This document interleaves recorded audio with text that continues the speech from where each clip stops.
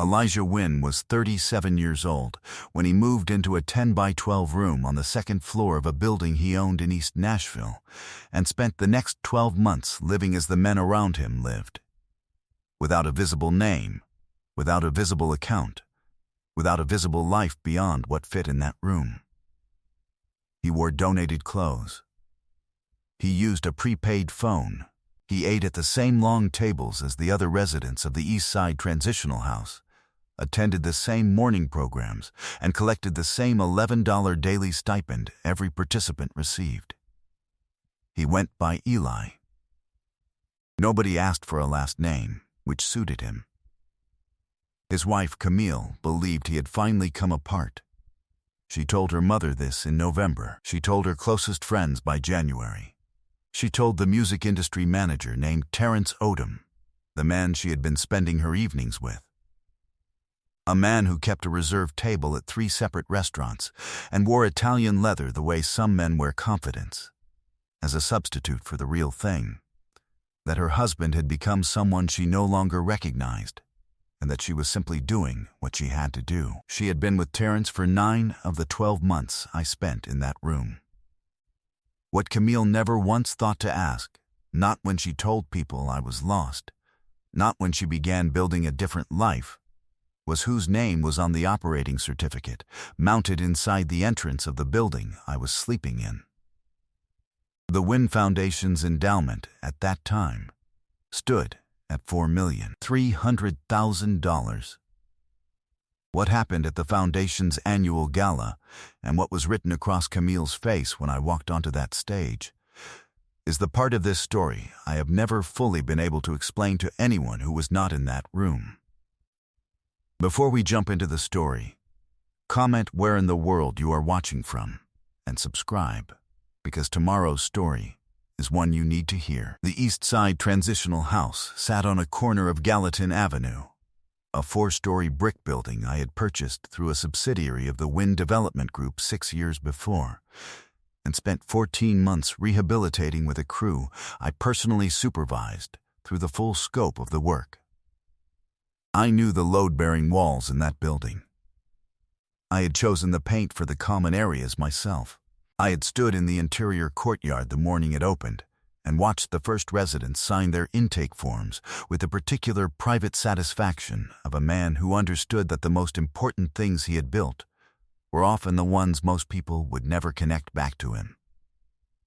My room on the second floor had a metal bed frame, a pressed wood dresser, and an east-facing window that admitted the first light at the same angle every morning, reliable as anything I had ever contracted. On the dresser sat the only object I had carried in from my former life, a small cedar box, hand-carved, the size of a large book, with a compass rose inlaid on the lid in contrasting grain. My grandmother, Cora Wynn, had left it to me when she passed 3 years before. I set it on that dresser the first morning, and it stayed there for 12 months. My grandmother had a gift I spent most of my adult life trying to inherit.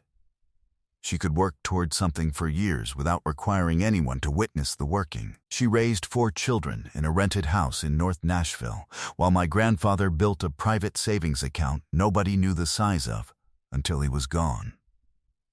She used to say, in the unhurried way she said most things, "A man who knows what he is building does not need anyone to believe in it yet." I carried that with me into every room I had ever owned, including this one. The Wynn Development Group managed 8 commercial and residential properties across the Nashville metro through a trust structure established before my marriage, in which Camille had never held an interest. My operations director, Bernadette, handled day-to-day management through that year while I was on site. We communicated through a secondary phone I kept in the inside pocket of the one good jacket I stored in the room's small closet. The Foundation's major grant application, the document that had required this year of immersive presence, a National Housing Organization's mandated condition for its largest funding cycle, was due the following March. I had 41 pages of documented testimony, program assessments, and resident outcome data that no outside consultant could have assembled. That was the work. That was why I was there.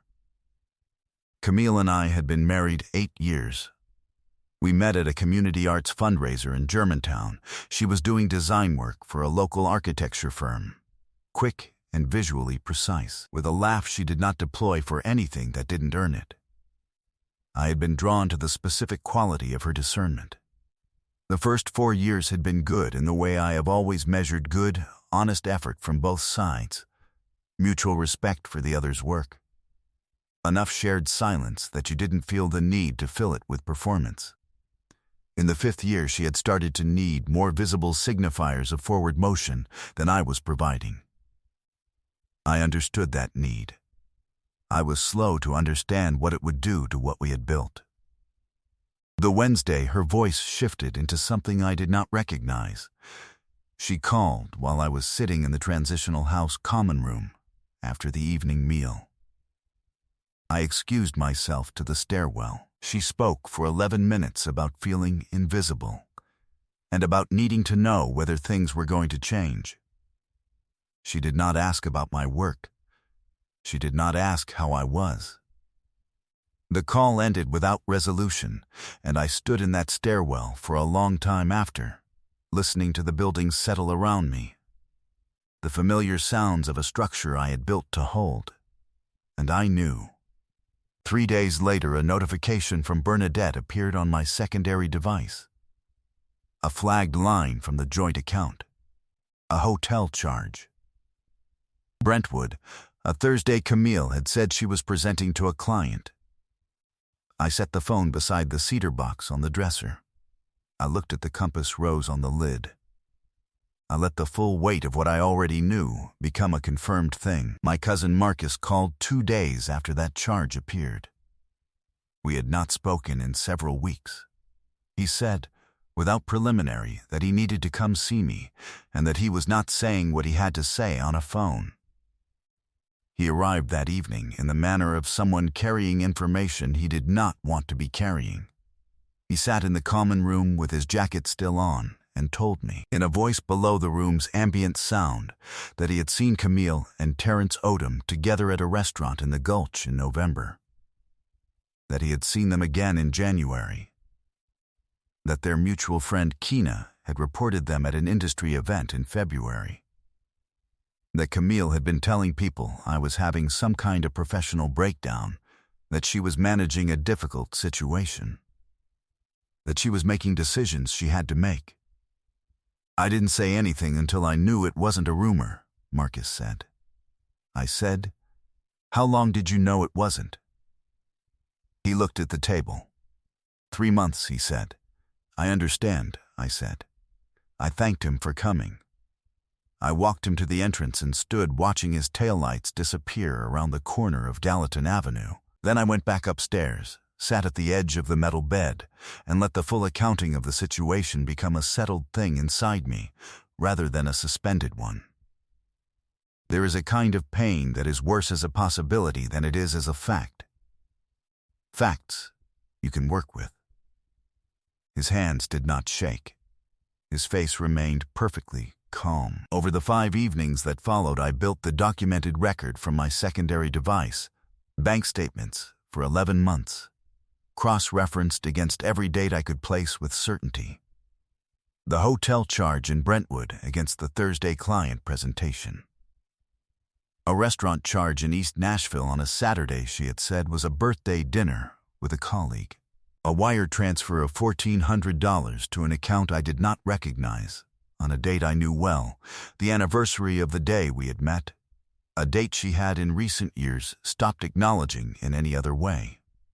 In total, across 11 months, $26,400 had moved through joint accounts in ways that aligned with no shared expense I could verify. I documented it the way I documented every project assessment, starting at the perimeter, working inward, recording before concluding. I did not reach for a feeling about any individual line item. I let the pattern speak as a whole. What the pattern said was that she had not acted impulsively. She had constructed something. She had taken her time and used the materials available to her and built in the direction she had chosen. That was the part, in the end, that sat the heaviest. Not that she had left, but that she had done it with the same deliberateness she brought to everything she was good at, while I was sleeping 2 floors above the work I had dedicated a year of my life to completing. I moved with the same calm that had always defined the way I worked. I opened the contact on my secondary phone for Judith Fain, the Nashville attorney I had retained when the development trust was first structured. A woman I trusted because she had never once told me something I wanted to hear that was not also true. I typed, "In-person appointment needed this week. Documentation in hand." She replied within the hour, Wednesday morning, 8 o'clock. Some things you carry until you find the right table to set them on. Judith Fain's office was in a building on 2nd Avenue. Clean-lined, corner suite, a view of the river on clear days that she had stopped noting years before. She was 62, deliberate in every motion, and she reviewed documents the way she reviewed everything, fully, without editorializing, without any gesture toward the emotion in the room that she had not been asked to address. She read through the file in 40 minutes. She set her pen down. The marital trust structure covers the Wind Development Holdings and all subsidiary entities as pre-marital assets, she said. She has no claim on the foundation or the development group. The residential property on Hillside is subject to equitable division. Everything held in the trust is protected. I know, I said. The transfer documentation you've compiled establishes a pattern of unauthorized disposition from joint accounts over 11 months, she said. $26,400. This is recoverable. She looked at me with the directness of someone who had seen many people come through that chair and had formed exact opinions about which ones would be all right. I'll file within 48 hours of any move on her end. You control the timing. I gathered my folder and stood.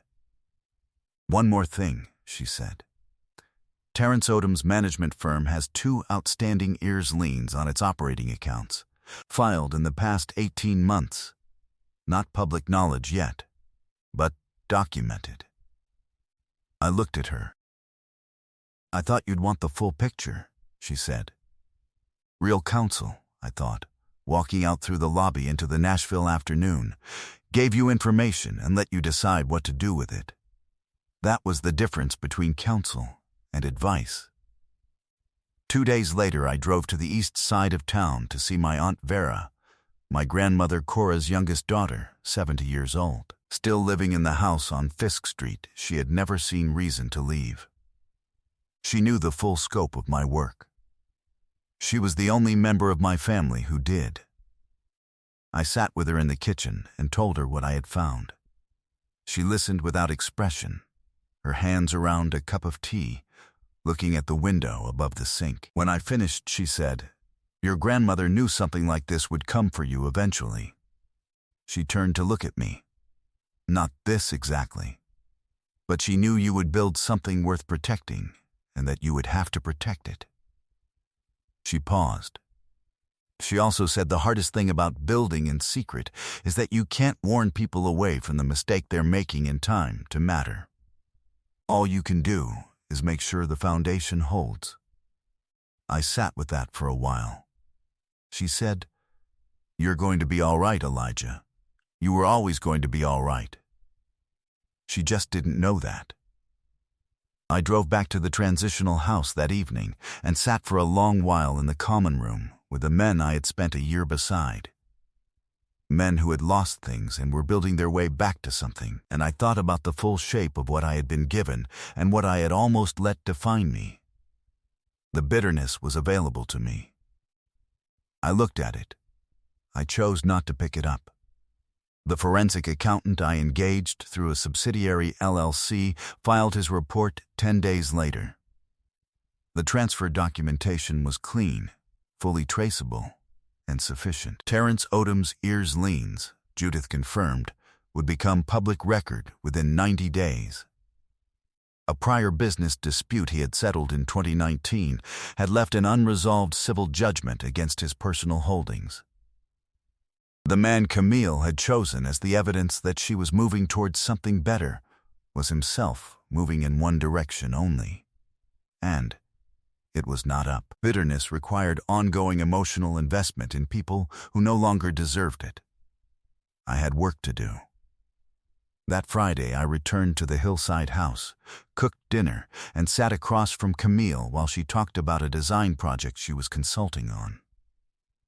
She looked at me the way you look at a situation you have already made your decision about, not with malice, but with the settled distance of a woman who is committed to a direction and is only waiting for the logistics to resolve themselves.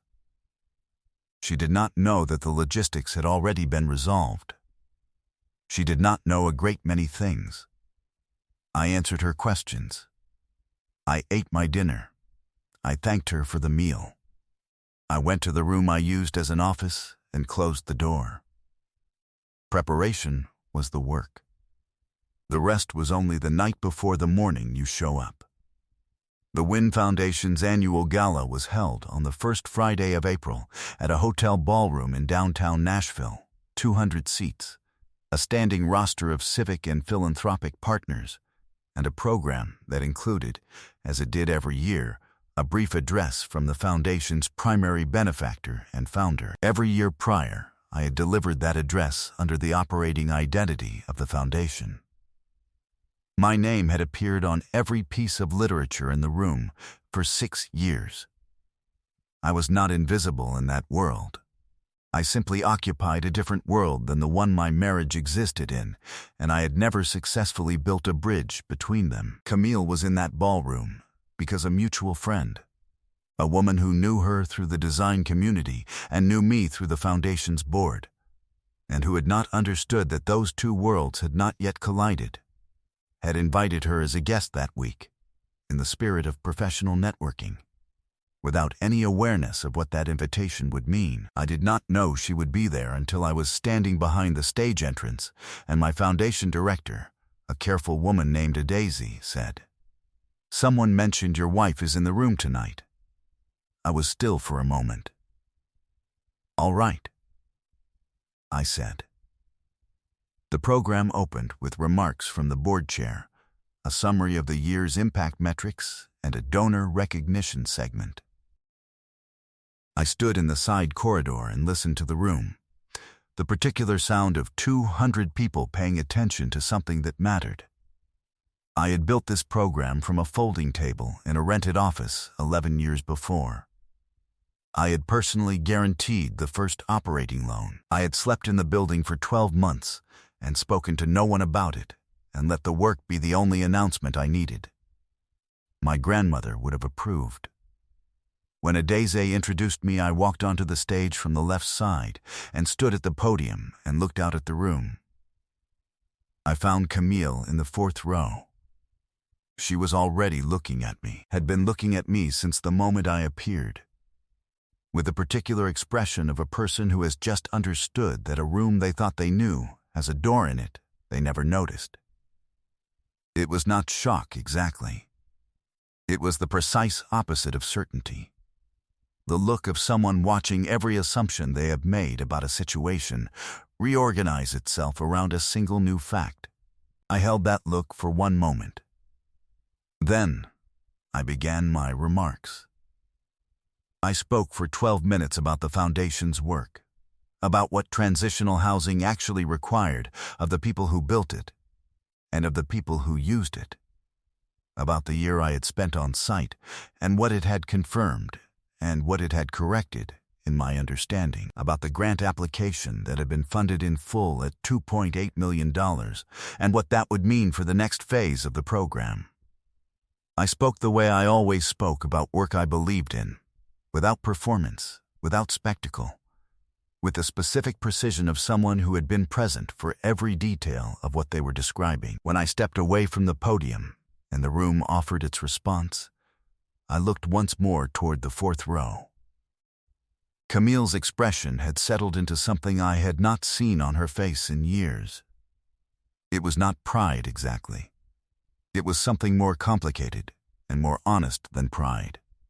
The recognition of a thing you have underestimated so completely that the correction of your understanding is, itself, a kind of grief. She was not crying, but the composure she had worn like a second skin for the past 14 months had, in that moment, come entirely undone. That was the moment that broke me. Not the betrayal, not the hotel charges, not the 11 months of documented deception or the man in Italian leather she had traded 9 years of genuine marriage for. It was her face, because in it I could see, for the first time with full clarity, that she had actually loved me, and that she had let fear of what she could not see in me talk her out of it. Slowly and completely, until the love and the doubt and the decision had all become one thing in her mind. And that she understood now, in this room, in front of 200 people and a podium with my name on it, that she had made an irreversible mistake. And it was too late. That was the cost of a year of silence, not the loss of her trust, the loss of the possibility that anything could have been different. I finished the evening. I shook hands. I thanked the board. I did not seek Camille out, and she did not seek me. She left before the formal program concluded. I heard the door at the back of the room open and close, with a sound that was, in its quietness, as final as anything I have ever built. Judith filed the following Monday. Camille did not contest the trust provisions. The hillside property was divided per the agreed terms. She received a structured settlement, and the furniture she had chosen herself. She received nothing from the development group and nothing from the foundation. She relocated to a one-bedroom apartment in Midtown within 30 days, which she did not announce on any of the channels where she had once announced a great deal. Terence Odom's Ears Liens became public in July. His management firm lost its 2 largest client contracts by August. The referral network that had sustained those relationships ran, through 4 removes, back to connections the Wynn Foundation had cultivated over a decade. He did not know that. He would not have thought to look that far. By the fall, he had reduced his operations and his visible lifestyle in equal measure and was managing his remaining clients from a much smaller office. I heard this through a mutual acquaintance who mentioned it the way people mention weather, as information, not invitation. I moved into a property I had been developing for myself on the east side of Nashville, a house I had designed around an old-growth walnut tree in the back corner of the lot, giving the permanent thing its proper place before I decided where everything else would go. I built the back porch myself, the same way I had always built the things I intended to keep, by hand on weekends, with patience.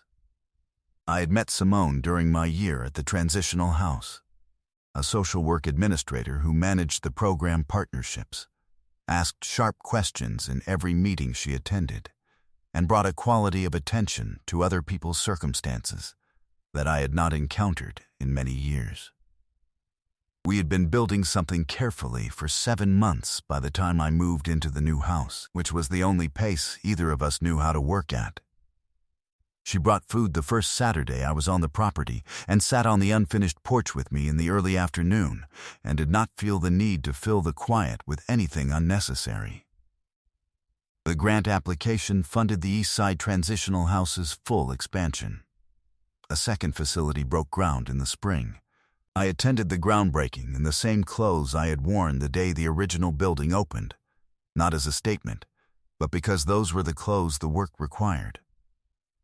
One morning in May, I sat on the back porch I had built, the walnut tree throwing its early shadow across the yard, a cup of coffee in both hands, the way my grandmother had always held hers, and I thought about a room on the 2nd floor of a building on Gallatin Avenue and the cedar box I had set on the dresser the first morning, and the 12 months of work that had lived on either side of that decision. I thought about her face. I thought about what it cost to know something fully, only after the knowing could not change anything. I reached over and set my coffee down and picked up the cedar box from the small table beside my chair. I had brought it from the shelter the last morning, as I had carried it in on the first, and I held it for a moment. The compass rose against my palm, the wood warm from the sun.